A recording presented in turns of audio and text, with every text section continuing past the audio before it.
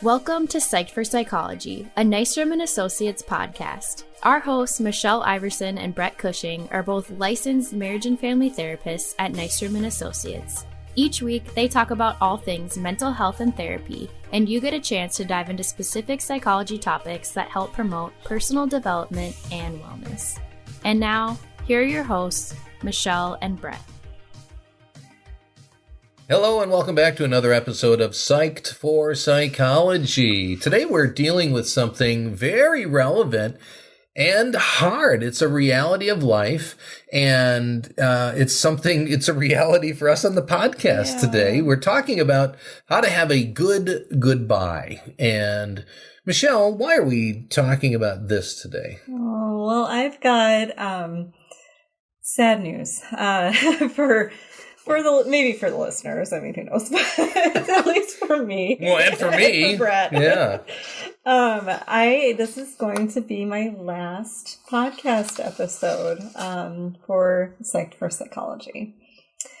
I have a really cool opportunity, and as some of you may have heard on some of my previous episodes, I talk a lot about eating disorders and eating disorder treatment because I'm incredibly passionate about it. It's a big part of my background and my training, work that I've still done here, and very proud of my work with all my clients who've made such significant progress with that. And I've just been given a pretty cool opportunity to be able to help lead and run a treatment program that's local here in Minnesota. It's called the Emily Program. Eating disorders have exploded. They have already been very present, significant. Millions and millions of people are affected by these every year, and even more so during the pandemic. It's increased stress, and it's increased the presence of these eating disorders, or for those who are already struggling, they are struggling that much more now. And it's an opportunity to be able to really kind of get back into that work and be able to help a lot of people who are high risk and have a lot of medical needs, and be able to help people through in residential treatment. Well, super glad for you, and super sad for the podcast. Maybe even a little bit mad at you for leaving. No, I'm not. This is my baby with Brett. Yeah, this is our thing. This has been a total blast. Almost a year ago. Yeah. Sure, a year ago we were talking. We were starting to create the outline of this and what it was going to be. And maybe we were a little nervous too, because we're like, we're not sure how this is going to go. A little. We're kind of building this plane as we're flying it. And so it's fun when you create something and you see that it's doing well and people are responding to it. And then inevitably, this is life. Yeah. There's an end. Yeah. Everything ends in life. Although not an end to the podcast, and we'll talk about that. Thank you. Yes. Yeah. Definitely not an end to the podcast, because we will continue to be psyched about psychology. And really, what we're so happy about with the podcast is we believe it's making psychology, making therapy more and more approachable, and people can relate to it, and there's not as much stigma to this. Yes. And you've been a big part of that, and we've really had a lot of fun. Some of our best episodes have been when we're just off the cuff and we don't even know where we're going. It all kind of works out. I think I might talk about this today. Yeah. And the person's like, awesome, let's do it. Okay, and sure. Comes an episode. Well, now we're dealing with goodbye, and it is something that we all deal with. And just over the holidays, a couple months ago, we had a lot of hellos, and it's so happy to see everybody. And then we had goodbyes, and those are hard. And I think in the land of Minnesota, because I grew up in Wisconsin, not too different from here, we have trouble with goodbyes. If you've ever heard of it, the Minnesota goodbye is a very common thing. What is the Minnesota goodbye? How does that look like? We can't quite say those words goodbye yet. So, hey, how you doing, buddy? Might be kind of getting on my way, but yep, I'll stay and hang out with you for a little bit longer. Just drag out the process. In the land of Minnesota nice. Yeah, we really avoid that hard. It's time. It's time. Yeah. And it's sort of, you sort of have this point where you almost you're not verbalizing, but everybody understands it's time. So, okay, bye-bye. Or it could be an Irish goodbye, and you're just like, don't even say goodbye. Don't even say goodbye. Like, and that's how it is. Yeah. I don't even know. I always describe myself as not very good with goodbyes. Me neither. And why is that? Because we really don't want things to end. And we don't want the connection to be broken. And the ultimate goodbye is when somebody has died. Yeah. And we all know that is inevitable. And we know it's really hard.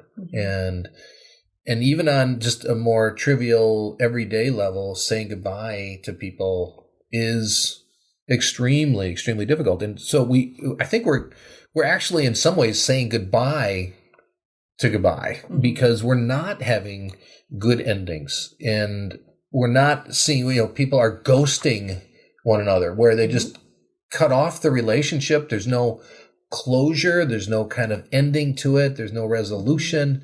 And we just sort of drift away, and we see this ghosting. I think we live in a disposable society where everything is so disposable, and relationships can fall in that category too.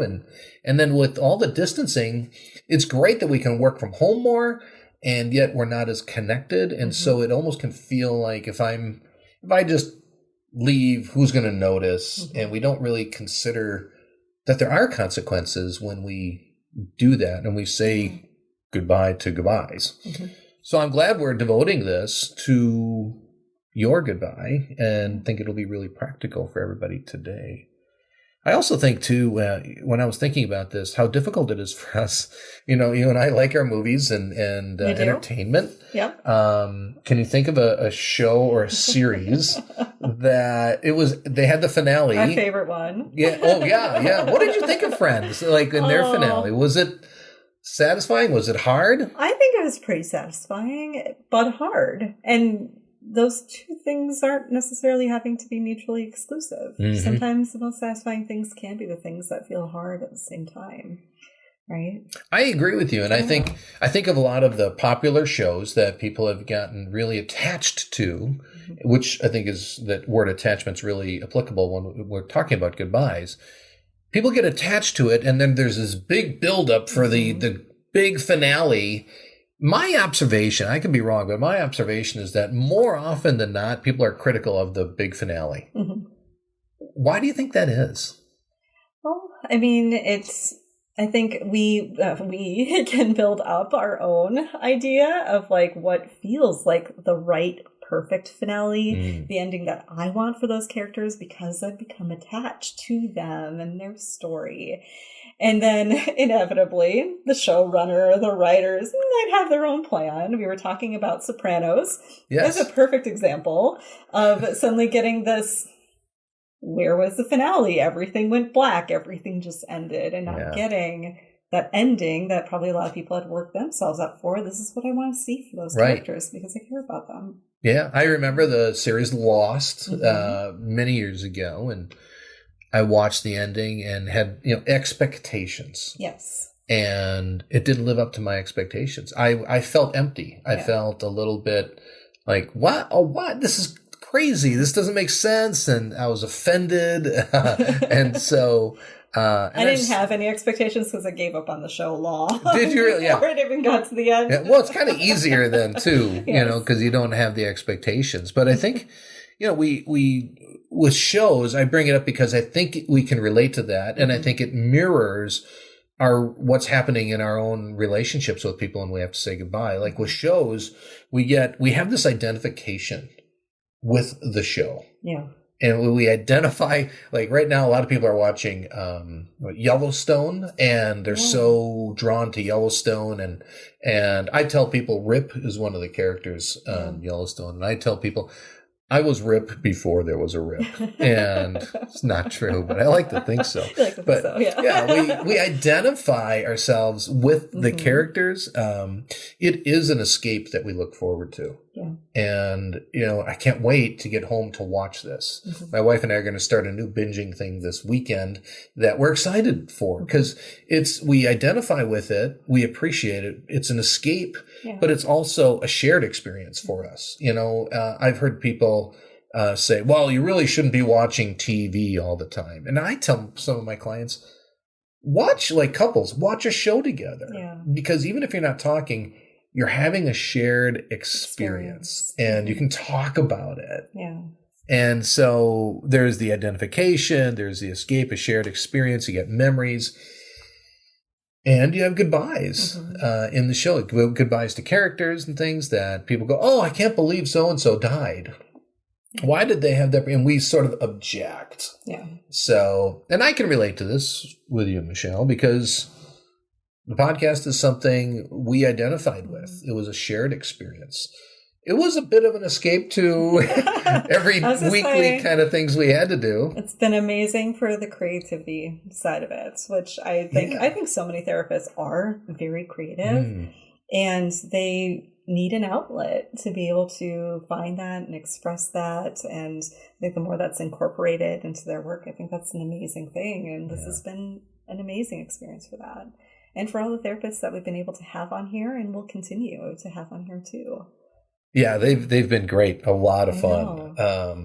And now we're looking at saying goodbye. And so I think a lot of people can relate to what happens with shows and see how that mirrors our everyday relationships with people because we do identify with people. We have shared experiences. We do things that we kind of escape together. And yet there's goodbyes in life and relationships end and people move on and things. And so a lot of people talk about closure. And so what are your thoughts about closure? What's going to help you to have closure here? What's going to help me to have closure here? Well, I was thinking about the idea of closure in that why does closure feel, even when that's hard, so much better than ghosting? And like thinking about the psychology behind that. And I was thinking about a term that some of us might not have thought about since like grad school of Gestalt psychology. And the idea of our brain being hardwired and really liking patterns. It doesn't like blanks. It doesn't like empty spaces. And so what does our brain do? It's like those great, those eye illusion exercises. You think you're seeing one thing, but your brain is showing you something different, even though the reality of it is different than what your brain's trying to tell you. So great example of this is like, if you have enough pieces of an image, like of a panda bear, if we've got enough pieces, like the distinct eye shape, the paws, if I have all those, but the image itself is technically not finished, my brain will finish it for me because it likes closure. It likes patterns. It likes seeing a complete picture. And I think that's why in understanding the psychology of closure, why ghosting is so hard. You do not get closure with ghosting. And your brain, it doesn't have enough pieces of the pattern. Why did this happen to me? And it can't do enough to be able to fill in the blank. So it's left feeling pretty confused. Right. And we are people of meaning. And so we're searching for that meaning. And it's so hard because we can maybe create some meaning and say, well, maybe it happened because of this, or maybe this happened. But we never really know. And we can try to convince ourselves. And yet there's always that voice that says, well, but what if it's this, or what if it's that? And so we're sort of kind of free falling with nothing to grab onto that's solid and secure, that we can have that closure and say, okay, now I understand. And what's really interesting, I can't think of a specific example, but I know people who have had those experiences and then they meet up with somebody years later. And even if it was hard and the person says, I'm sorry, I did not handle that well. I really should have come to you and said goodbye and things. Even though that's painful, that sense of closure and understanding and meaning really frees people up. Exactly. So this is hard stuff. And yet it can be helpful, super helpful. Some of the research I've come across really describes how goodbyes can be helpful when we have that healthy closure you're talking about. Yes. The American Psychological Association in April of 2021, they talked about how important it is that we are able to have good goodbyes or this sense of closure. So they actually highlighted an article in Motivational Science, and the researchers asked a different question. How does the way people end their previous life phase impact emotional well-being and the transition into the new beginning? Mm-hmm. And so, in other words, a good goodbye can be really beneficial into your next beginning. Mm-hmm. And I don't know if we think about that enough. We just think, I want to avoid the anxiety of saying goodbye. I want to avoid the pain of it. And that actually can lead to the next beginning being not so healthy and helpful. Mm-hmm. And conversely, if we can do a good goodbye and have closure, that's what this article was talking about. We can actually set ourselves up well to begin our next episode in life. And that's why I'm glad we're doing this for you. Yeah. So what they talked about is they highlighted Schwarer, Krott, and Ottingen. They did a study in 2020, and they introduced the concept of well-rounded endings. I think that's closure, what we're talking about. So they defined it as a well-rounded kind of ending is when a person has felt like they've done everything they could have done. Mm-hmm. They also believe that they've completed something to its fullest, that they could complete it, and that all loose ends are tied up. Mm-hmm. I know you said you're going to be working a lot this weekend. I am. Tied up a lot. Right. Yeah. There's a lot of loose ends you want to tie up because that's part of a well-rounded ending or part of closure. Any thoughts that you have about that? My only thought, our favorite character arc from our favorite show on this podcast on Friends. Do you remember the lead up before Rachel says that line? I don't. Yeah, no. I can't remember either. This goes back to, and I'll link our episode that we talked all about Friends and the fight of whether or not Ross cheated or not. What counts? Were they on a break? And we're on a break.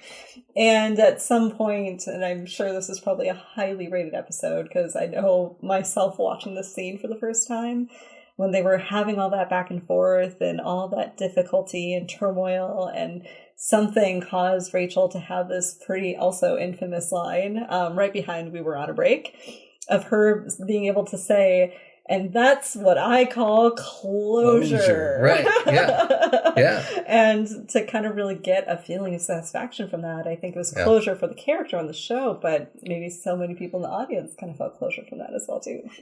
Yeah, I think she was saying, I'm over you. Yes. Wasn't that it? Like, I'm over you. And she needed to communicate that to Ross. And that, my friend, is what we call closure. Yes. And so, I think she did a nice job highlighting that we do need this. Mm-hmm. We need closure. And without it, it doesn't mean we cannot move on. It just means we don't set ourselves up as best we can to move on. And in fact, the research that American Psychological Association highlighted was that a well-rounded ending or good closure actually relates to having a positive affect, low regret, and an easy transition to whatever's next. So this is really practical stuff. Mm. It was really interesting, too. One of the studies that they found is they had participants, they read stories about fictional characters who face foreseeable endings, such as moving away from their hometown or leaving a best friend's wedding party. And those who were led to imagine ending these periods in a well-rounded way, they actually felt more positive about the past. They felt less regret about unfinished business, and they were not compelled to think about or act on missed opportunities and undone actions. Yeah. I think we can all relate to that. When there hasn't been good closure, we sort of ruminate. Mm-hmm. We think about the past. We dwell on missed opportunities and things like, it's just not complete. Well, how many clients come seeking help in therapy for that same exact thing too? Yeah, as well. Precisely. That's part of what we do as therapists.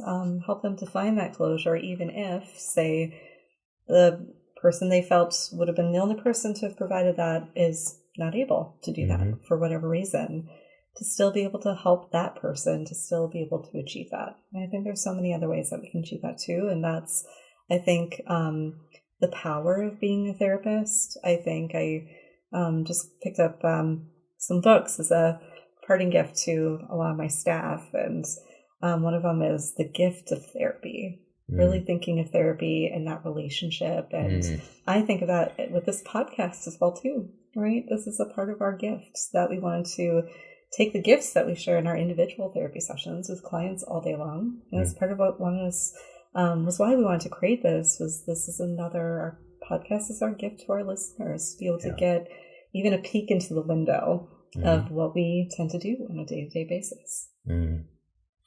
Yeah, I hadn't really thought about it in those terms, but that's an excellent point. And even the relationship with the therapist comes to an end at some point. And we do closures and goodbyes and that as well too. Yeah. And it's important. I think it's a part of the therapeutic process as well. It really is. It's a part of life in general. And I think what we tell people in DBT a lot of times, if they have disturbing dreams and nightmares, go back to that dream, lay down. If you can fall asleep, great. If not, just daydream where you ended and create an ending that is satisfying for you. In other words, create that closure. And again, we've talked about this before. We have power to do that. Yeah. We have power in our ability to choose how we're going to close things to make sure it has good closure. It's going to leave no regrets and help us to transition into whatever is next. I think some of the research is showing that a new focus on life transitions, it's indicating that efforts to end the previous phase is affecting and promoting a good start. And so a lot of times we think we're protecting ourselves by ghosting and things like that, but we're really preventing ourselves from moving forward. So it's really, really kind of fun and meaningful, I think, and relevant that we're doing this podcast for you and to kind of model this as well. So what's your takeaway? How do you feel like you're positioned like here? Do you feel like you're having good closure, for instance? Yeah, absolutely. It's sad because, like I said, this feels like our baby. And like I've been telling my clients, every single one too, we always want to be, and this applies to the podcast, we always want to be that therapist who I got to see you from the beginning of your journey all the way to the end. We don't always get that opportunity. I was lucky enough with the podcast that I got to see at the beginning, from the very, like, it was just an idea in me and Brett's brains. And we were just like, how do we make this happen? And then lucky enough to have the support to be able to do this. And to do weekly episodes, which I keep getting told every time we tell somebody about this podcast. They're like, you're releasing weekly? Like, that's amazing. It's like, yes, it's how passionate we are about it. But it's still sad to be like, okay, but I'm not going to be the person to see it to the end. Hopefully no end. But that's okay, because that doesn't have to take away from the depth and the meaning of being part of that particular part of the journey. I feel that way with my clients. I'm so proud of them and all of their work and the journey that we had together for as long as we've been able to have it. And then being able to make sure that we have really good closure and that we've got a wonderful plan to transition into that next phase. And I see the podcast doing the same thing as well too, right?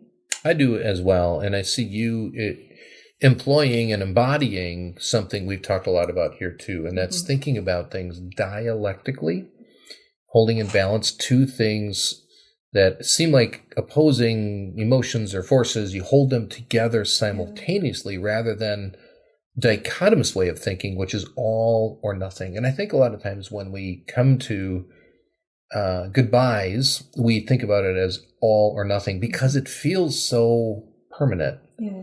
And I know you and I will still see each other and we'll still keep in touch. Yeah. And it's not going to be the same. It's going to be, and this is true for everybody listening too, it doesn't even have to be a goodbye in that way. It can be more of it, I'm going to see you later.